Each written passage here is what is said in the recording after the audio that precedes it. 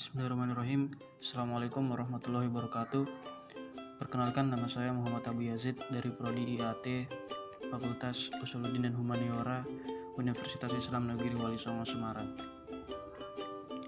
Pada kesempatan kali ini saya akan mempresentasikan tentang kontra radikalisme agama dan keberagaman di era disrupsi digital dan post-truth dengan berjudul Dinamika dakwah di era disrupsi digital dan post-truth.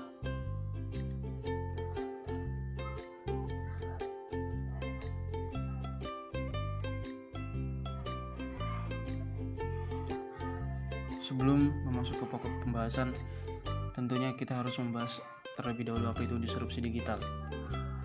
Era disrupsi singkatnya merupakan fenomena ketika masyarakat menggeser aktivitas yang awalnya dilakukan di dunia nyata beralih ke dunia maya.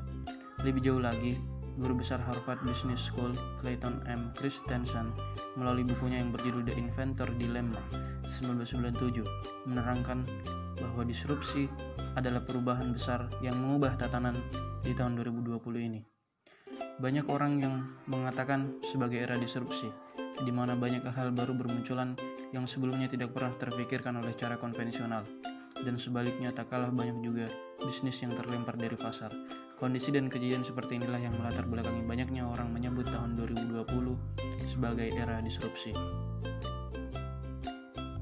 Dan selanjutnya definisi post-truth. Keadaan post-truth dapat terjadi melalui argumen berbentuk alasan logis yang sebetulnya belum tentu benar dan dapat dibuktikan. Alasan logis berupa common sense, akal sehat, atau nalar wajar yang sudah umum dibenarkan sangatlah mudah untuk diamini. Post-truth adalah kondisi di mana fakta objektif tidak lagi memberikan pengaruh besar dalam membentuk opini publik. Justru malah keyakinan pribadi dan keterkaitan emosional yang mendapat dukungan terbanyak dari masyarakat. Secara literat, pasca kebenaran adalah setelah kebenaran, yang berarti kebenaran sudah ditinggalkan. Pengetahuan-pengetahuan yang belum tentu fakta itu telah tertanam di benak masyarakat melalui berbagai cara. Dapat disebabkan oleh berita palsu, salah asuhan didikan, pergaulan yang kurang baik, hingga ke sumber informasi naif dari orang terdekat yang telah dipercaya sepenuhnya. Dinamika dakwah di era disrupsi digital dan post-truth. Kita tinggal di negara Indonesia yang mayoritas penduduknya beragama Islam, di mana kita sudah tidak asing lagi dengan kata dakwah. Dari masa ke masa, umat muslim dituntut untuk selalu tangguh menghadapi berbagai badai ketika memanifestasikan dakwahnya.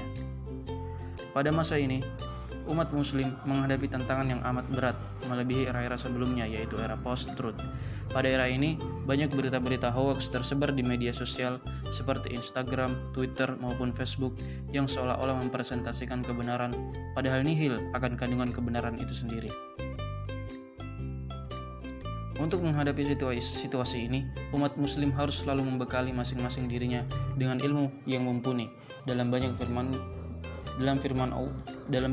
Allah selalu menekankan bahwa kita sebagai umat muslim harus mendakwahi diri kita terlebih dahulu, baru setelah itu orang lain. Pernyataan ini adalah suatu hal yang benar karena sesuai dengan perintah Allah pada surah At-Tahrim ayat 6. Pada ayat itu difirmankan yang artinya, wahai orang-orang beriman, jagalah dirimu dan keluargamu dari api neraka. Pada ayat ini Allah memerintahkan kita untuk menjaga diri kita terlebih dahulu dari api neraka, baru setelah itu keluarga kita. Sebagai khairu ummatin, umat muslim harus selalu menekankan yang namanya literasi data. Literasi data adalah suatu proses ketika kita menumbuhkan perasaan skeptis terhadap suatu berita, lalu kita mencari tahu asal-usul serta bukti-bukti konkret yang dapat memastikan apakah berita itu salah atau benar. Tindakan yang dilakukan ini berlandaskan pada surah Al-Jarat ayat 6.